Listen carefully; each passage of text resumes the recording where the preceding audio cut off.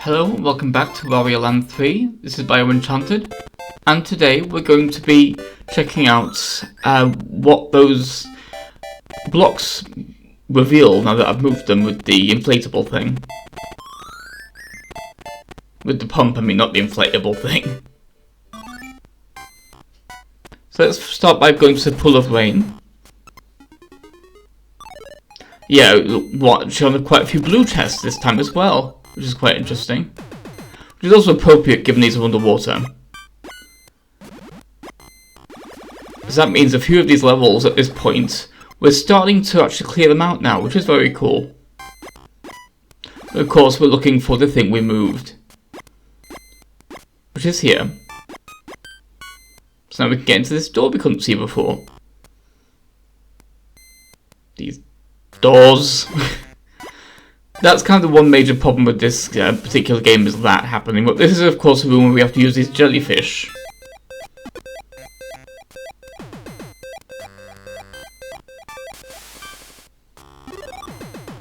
Because of course we need to get to certain places.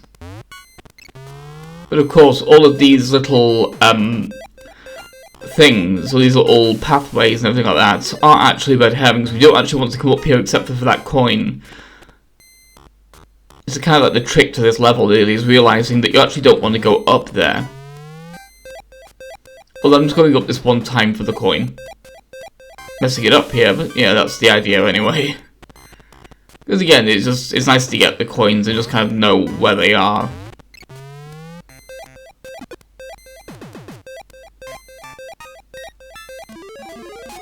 There's also just something above the coin, but there isn't, it's just the ceiling.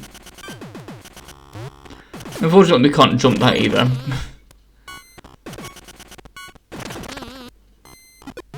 Just clearing a few of these blocks.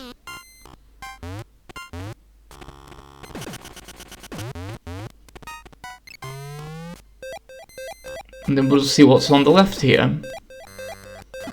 And yeah, of course, we need to be all the way on the left to get to the chest, but of course we need the key first. There's one section of this room we haven't gone to yet, which is this bottom right corner, so let's go there, shall we? I also quite like that you can actually use those big couple blocks to make a little ceiling, sort of. I screwed it up, but you could theoretically do that. So now we've got the key, it's time to go for the chest. We know exactly where it is and how to get it, so let's go and do it. Once I stop messing up with these bloody spikes. Let's just lure this guy over here.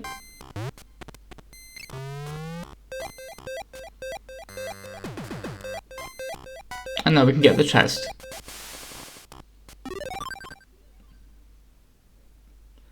I like how different rooms play with the different enemy types. Like some of them we have to completely avoid the little jellyfish things, and sometimes you have to use them, and this one has you do both. And we have a new crayon as well. This one's quite interesting because it has the most obvious effect. They all come and scribble on this, but we don't really know exactly what they're doing. But the yellow coin's much more obvious. As you can see here, the coins are actually colouring in that doorway. Because the yellow did the sign. This is the most obvious direction, so this is the easiest one to find the block. This is quite an interesting little room because it requires us to make very good use of Bat Wario. Well, Vampire Wario anyway. But honestly, I find the controls for Vampire Wario a little bit tricky, partially because you have to actually hold the button to get up to its maximum height. I also quite like that Vampire Wario can kill these giant toads. So far, nothing else we have can do that.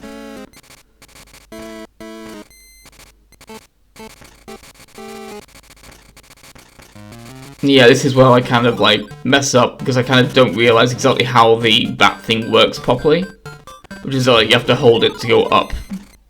It's about this point where I actually realise it properly and stop making a mess.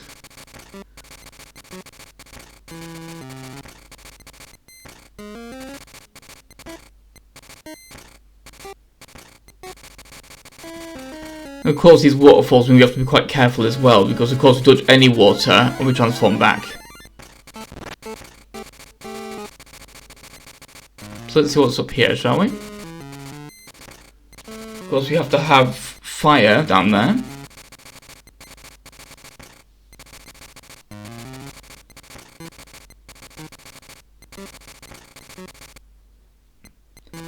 And over here, we have things we need to break, but we can't break these as Vampire Wario, and we also can't lift enemies as Vampire Wario, so we can't really do anything in here in this form. So we need to use that water droplet that we saw downstairs. I quite like as well, like before the bats were a method of getting somewhere, and now they're completely recontextualized. Now they have become, well, now they are about to become, when we get to that water droplet,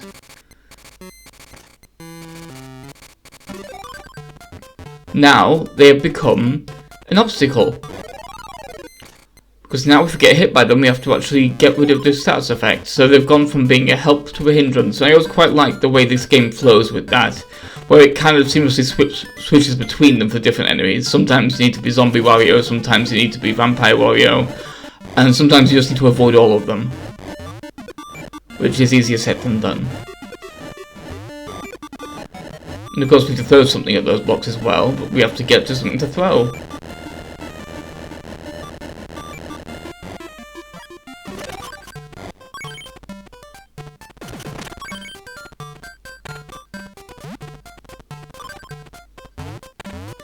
Yeah, I have no idea how to get to that, oh no, I don't have no idea how you get to that. Obviously you meant to go back for Vampire Wario and come back through here as that to get that coin. Sometimes it's just a matter of figuring out how different things work together. And now, of course, we need the flames, so let's take them down, shall we? And be careful of that water droplet, that could really mess us up. Because I think that water droplet can kick us out of Flame Wario, that would have been a disaster. Again, something that used to be quite helpful is now a hindrance.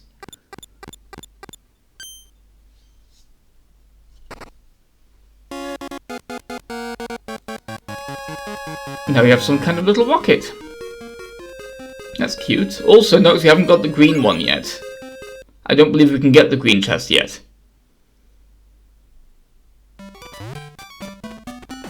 Here's something quite fun as well. This is the wall I couldn't break earlier.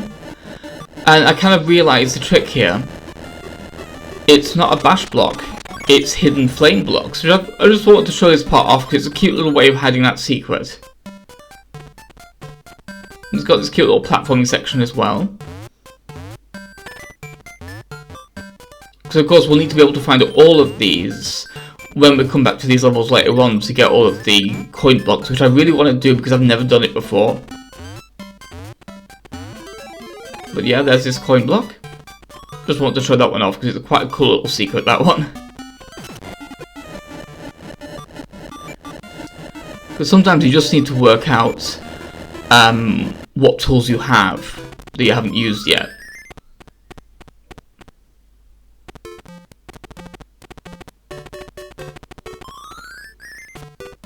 Of course, now we're actually going to go to the new level, the Cave of Flames. Which is quite a tricky level to navigate because, as you can see, it's quite big. And you can go in a lot of different directions. So it can be a little overwhelming at first. Because you don't really know exactly where you're meant to be going. All you know is where you can potentially go. So this level you really just need to start by exploring and trying to figure out what's what. And what tools you have where. And luckily those birds aren't the ones that make you all dizzy, because that's a really annoying status effect.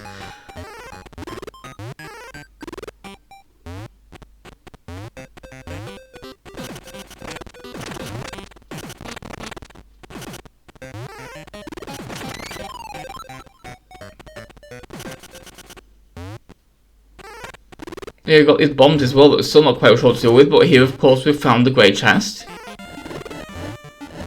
And a fire pit. There's just so much going on in this level, it's kind of ridiculous. Because now we're over here as well, and there's a silver key, we have to figure out how to get underneath it.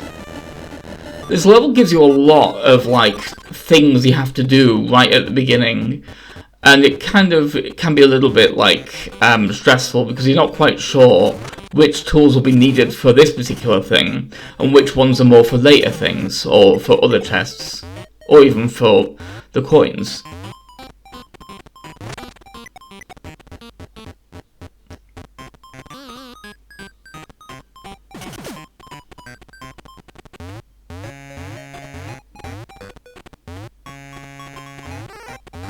So it's time to get back to the fire pit, because we did see those fire blocks. So that's really the only tool, that's the only clue we really have right now. We have a thing we can use a tool on, and we know where one of the tools is. So let's find the fire pit. And this little grey thing, I've no idea what that is. It's probably something we'll do something with later. We might lift that later or something, but I haven't found the switch for it yet. So of course, fire pit. We have to be quite careful here, not to go this way, because we can't really get back if we go this way, at least not easily. This is the trap. We actually have to be a little bit cleverer with our fire Wario. What we have to do is actually bump off that. And this is actually quite tight, because as you can see here, we barely have enough time to break all the blocks.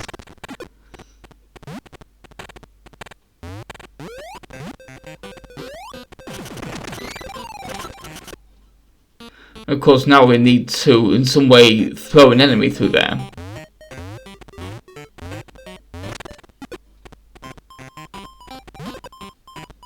That's also something we haven't seen before as well. We haven't even seen these little portal things. So that's new as well. No, of course, we can't just drop it through and walk through, because when the scene transitions, it resets the position of the little blue thing. So now it's even weaponizing the screen transitions, which is quite interesting. Because this isn't just a portal, it basically forces the screen to reset itself. So it forces enemies to reset, which is quite a clever way of using the engine's limitations against the player. But now we have the key. So now we can get the chest.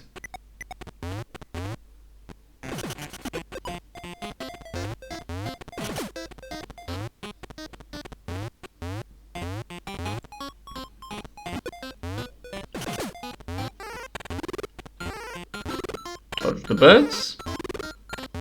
But this time we know exactly where the chest is.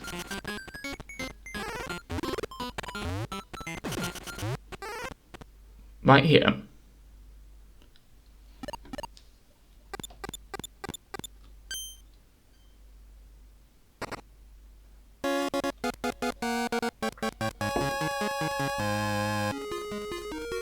Now we have a scepter.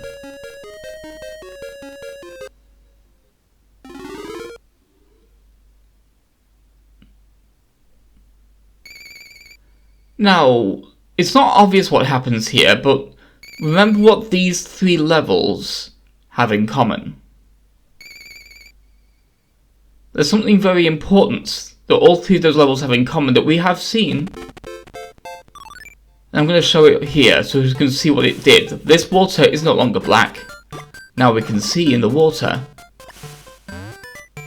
So now we can see all the things we couldn't see before underwater, all these little secrets that were hidden to us. So let's get this blue chest just to wrap up the video, because we might as well make use of that wand.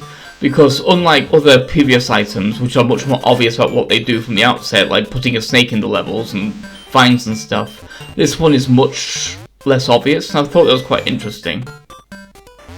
That they kind of like slightly hide what they do.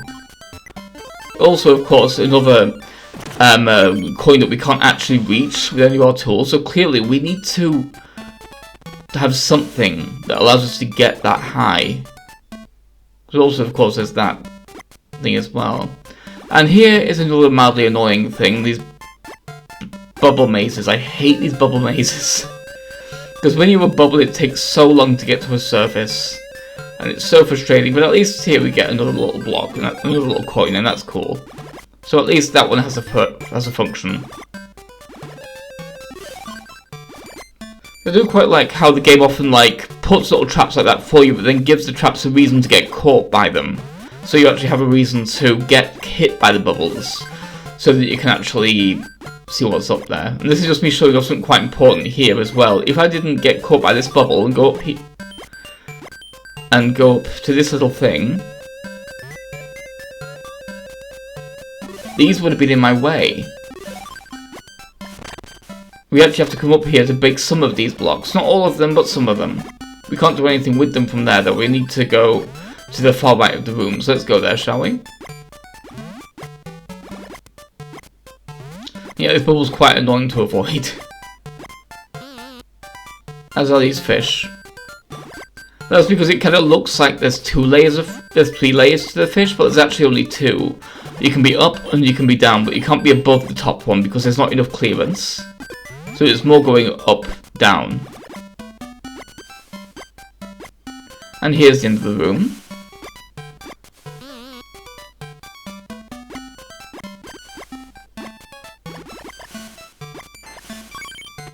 I do look quite like I have to be kind of careful with these purple blocks as well, but like you have to notice they're there, because otherwise if you just go all the way to the end of the thing without getting caught by the bubbles at all, you'll get blocked by the purple blocks.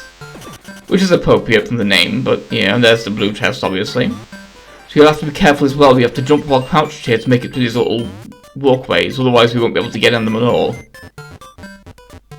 So that's quite a tricksy little section, that.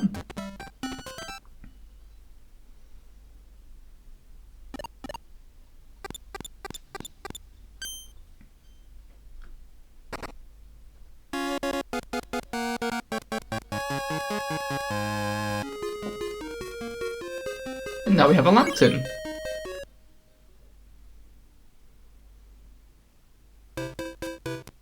So I'll see you next time as we continue to explore. Goodbye. Please remember to like, comment, subscribe, and check out my Patreon as well. Speaking of, thank you to James Rossi for supporting me on Patreon.